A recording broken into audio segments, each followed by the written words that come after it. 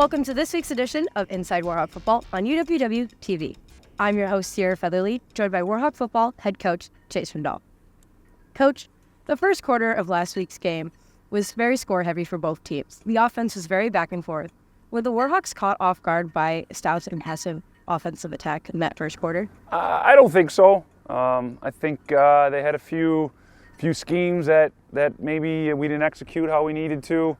But you do got to give credit to their offense and their coaches, and I think they had a good game plan going into it. We got to do a better job of cleaning things up and fixing things earlier and just executing on our end and playing sound football. And then Stout had a killer kicking game, shown in their two most recent wins, where a majority of their points came from field goals.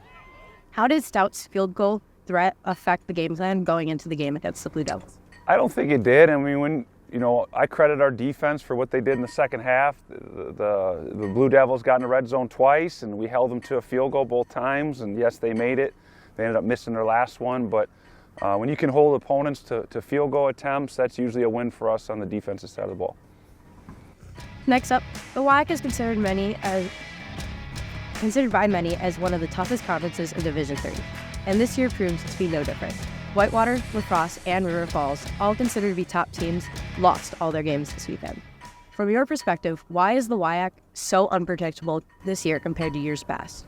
I think it's just a credit to the coaches in the league. There's really good coaches that have been in their places for multiple years, so I think they're getting their program established, and it's just the tradition of this league, year in and year out.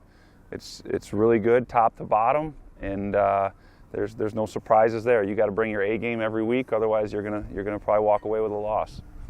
Then lastly, the team is staying home this weekend to play here at the Perk, except on a Friday night compared to our usual Saturday. How does playing here on a Friday night differ from the I think we're under the lights, it's dark out, maybe that's a little bit of a difference, but we're excited for it. I think our guys could take a little trip down memory lane by playing a little Friday night lights like they did back in high school, but we can't wait to get back out there this Friday and get this thing going back in the right direction. We need to play better, and I think our guys will. Thank you, Coach, for your time. We'll see you next week. This has been this week's edition of Inside Warhawk Football on UWW TV.